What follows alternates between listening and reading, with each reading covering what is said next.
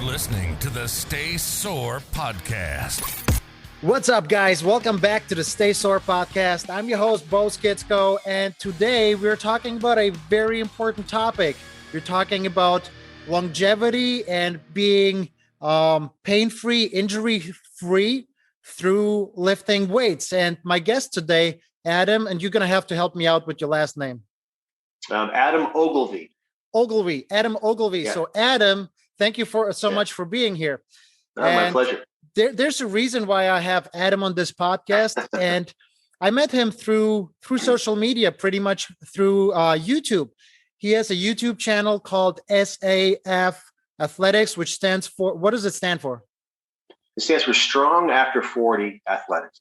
Okay, but Adam is like a few months shy from 50 now, right? That's right. Yeah. So, I met him through that channel, and it turns out we kind of have very similar ideas about fitness, longevity, strength training, just training in general, mobility, and all these good things. And we're going to have a conversation, and I hope the guys that are girls, boys, whoever's listening on the podcast platforms, as well as on YouTube watching this, you hopefully will learn something from this. So, Adam, really quick, you are a husband, a father, and a biologist. Is that right? Yes, I am. Yep. Okay, so you actually have a lot of credibility when it comes to biology and training. It's really close. But even more important, you're a professional athlete in the Scottish Highland Games, right? Yeah, that's right. So what is that? Well, the Scottish Highland Games is basically the precursor to modern track and field. Instead of throwing shots and Olympic hammers, we throw stones and we throw heavy weights like 56-pound weights for distance and hammers for distance. And of course, the caber toss, which is the most well-known event, which is the big telephone pole that you have to flip end over end. So that's essentially what the Scottish Highland Games is, and they've been around for 1,000 years. Wow. Awesome. So you're a professional competitor in those games, right? Right. Yeah. So I turned pro in about 2007, and it's not something that you're going to get rich off of, but it's basically my summer job. So there is prize money in the games if you place well. Yeah. I understand. So just for the people that are listening and not watching, if you watch, I'm going to put some clips of Adam doing some really bad butt stuff. But if you're listening, that's like those big, strong, usually bearded dudes and kilts, like, yes, right? Throwing big, heavy weights around. That looks so badass. I love just watching it. But the most important part is you're professional. You can throw a lot of weight around. You're 50 years old, almost a few months shy, and you're injury free. So let's talk about that. I want to really get your perspective on that out. Why are you injury free? Are there people hurting themselves in that sport?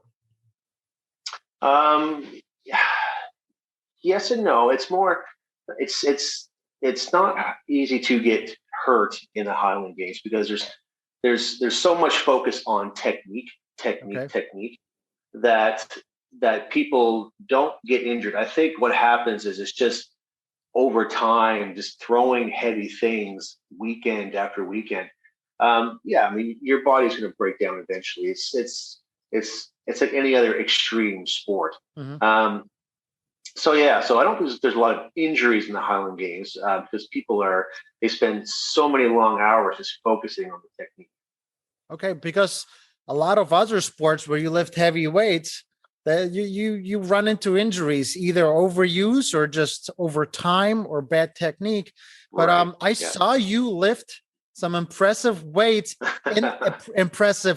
around in the gym, like things like the behind the neck press, which a lot of trainers would say that's a dangerous exercise. You should never even do it. I personally think if you have the range of motion, good for you. So I saw you do some impressive feats of strength in really weird angles and you're injury free. So give me like 1, 2, or 3 reasons why you're injury free in that regard on like throwing heavy weights around and being 50. Well, I think where most people start off wrong is they're in too much of a rush to see results. right? And you have to take the time to learn the technique, to learn how to lift the weights properly. So don't be in such a rush to see those results in a couple of weeks. Take a few months to really learn how to squat properly, how to deadlift properly, how to bench press properly. And that's really one big key to staying injury free. It's just proper technique and full range of motion. Okay, you mentioned full range of motion. What do you mean? Stretching? What do you mean? Yeah, well, I mean, aside from static stretching, just full range movement in the lift. So when you squat, I go ass to grass squat. So I break parallel, and for me, it's been the best thing for my knees and my hips and my ankles. In these past 30 years, my squat stance has not changed because I learned how to do those full depth squats. Same thing with bench press. I mean, I go the full range. I don't stop halfway. I come down, I touch my chest, and I press back up again. It's the same thing with behind the neck press. I mean, I train the flexibility by doing those full range movements. I love that you mentioned that, because some of my clients are getting tired of me just preaching the right things all the time. But I love that they can actually hear it from a professional athlete, even somebody who is a little older than me, because honestly, some of my feats of strength, the people say that, oh, you're young, you can get away from it. No, that's just a general principle. And I love that you mentioned that. Yeah. Every single move has to be performed to the extreme range of motion, because I have an exercise science degree. So I can tell you that most injuries happen in the extremes range of motions, not in the in between, when you go too low or too high. But if you train in those extremes, your body is just used to it. It's just a everyday normal situation. Why would you get hurt if you do something that you're kind of used to? So exactly. You have to lengthen the muscles. If you don't go full range of motion, the muscles and your tendons and joints are just going to get shorter, tighter. So by going full range of motion, you're keeping them, nice and stretched and loose. I literally I have really good mobility, and I spent about 5 minutes of static stretching, maybe a month, maybe. My stretching happens underneath the bar, underneath the dumbbells, inside the exercise itself, with kettlebells, with balls, whatever. But by going full range of motion, I don't need to stand there and reach for my toes for half an hour before or after the workout, because inside the workout itself, it's a whole stretching and strengthening at the same time routine. And I think that's so important, because people always think about strengthening the muscle, strengthening the muscle, strengthening the muscle. In the gym, you should focus also on strengthening the ligaments, tendons, and joints themselves. And you do that through full range of motion. Would you agree with that? Exactly. Yeah, absolutely. 100%. Now, that being said, I mean, as you get older, I've found that on top of doing full range movements, I do have to have active recovery days where I'll spend 30 minutes stretching, just sitting in that full squat stance. And it's helped me over the years. So, yeah, I totally get it. And I agree with you. And when I say I don't stretch much, I have active recovery. I do foam rolling. I do dynamic stretching. I do some yoga poses, or I do flows where I go from one into the other, but I just don't hang out in that stretch for too long. I like dynamic stretching, foam rolling, like those little massage balls, so recovery is extremely important. So when you say recovery, what goes into your recovery days? Well, basically, I only train 3 days a week. I train Monday, Wednesday, Friday. Those are full body workouts. So on Tuesdays and Thursdays, I'll have an active recovery day, which is basically I'll do some machines like face pulls. I'll do squats. I'll do some light lat pull downs just to keep things moving. And then I'll do bands and broomsticks and just stretch. And typically they last about 20 to 30 minutes. So nothing crazy, just to keep things and to work out some of that pain too from the day before.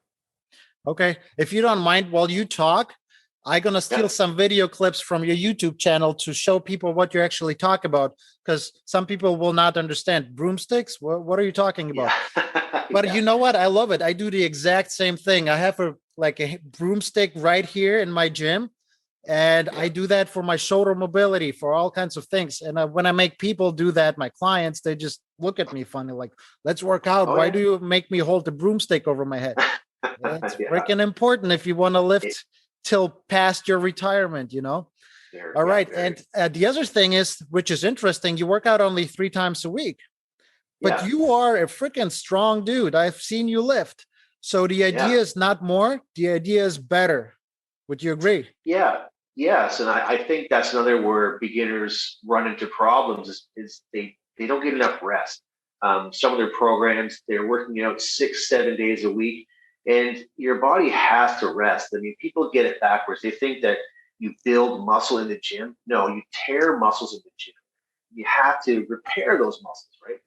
So if you don't give your body that chance to recover, then you're not going to get any stronger or bigger, and you're just going to get injured. Yeah.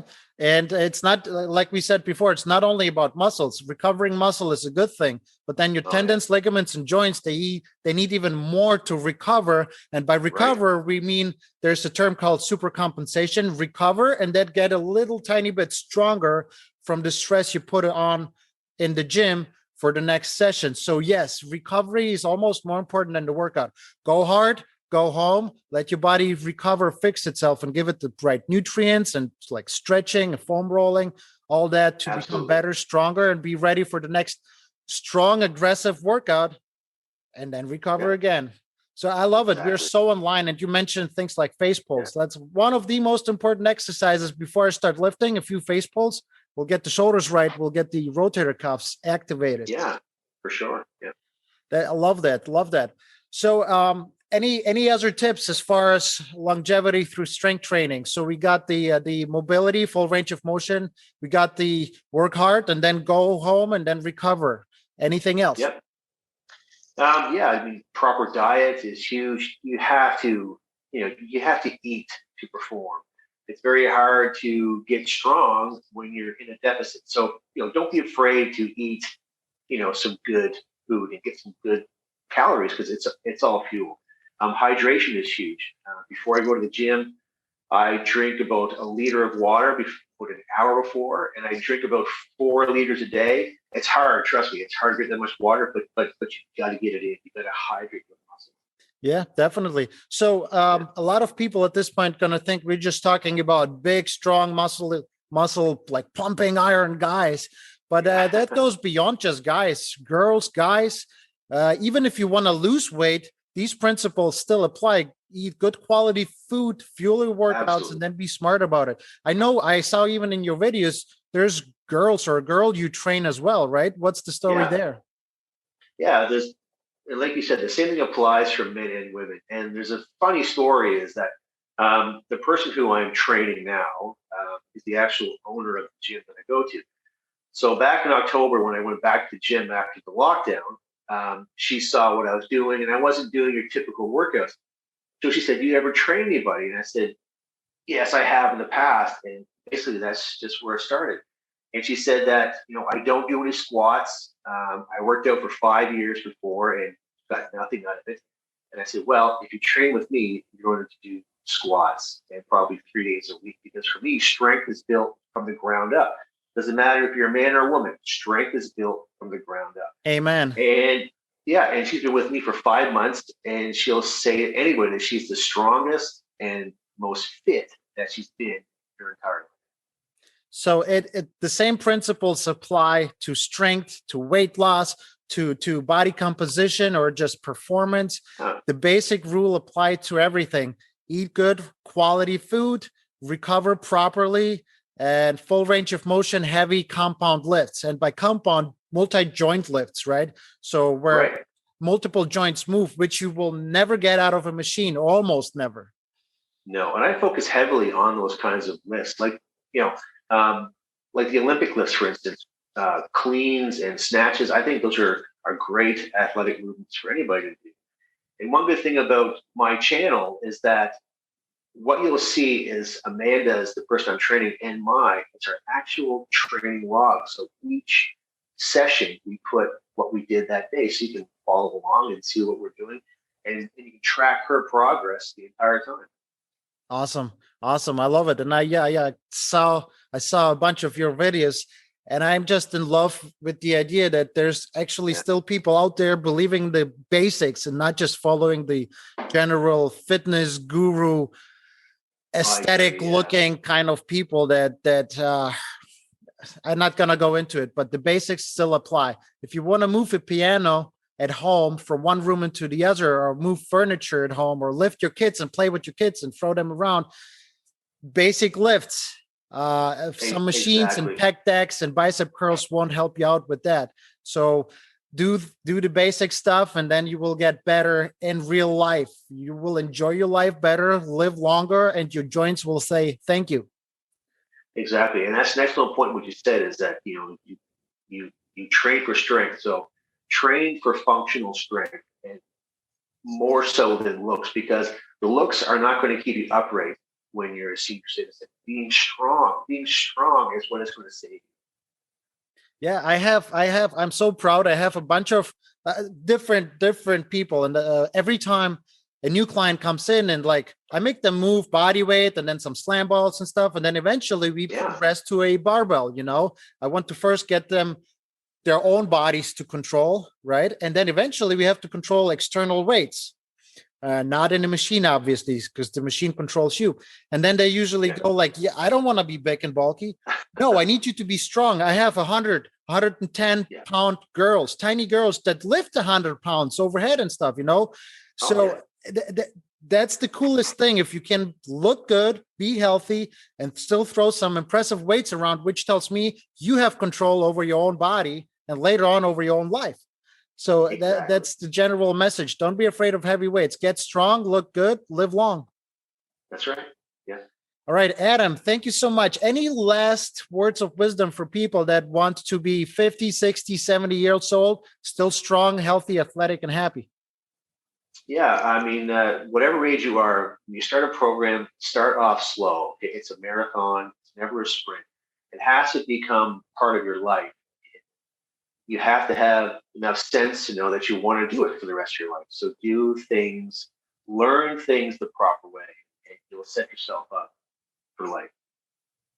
Love it. Love it. Learn the technique, take your time, let your body get used to it, and then enjoy it for the rest of your life. Awesome. That's right.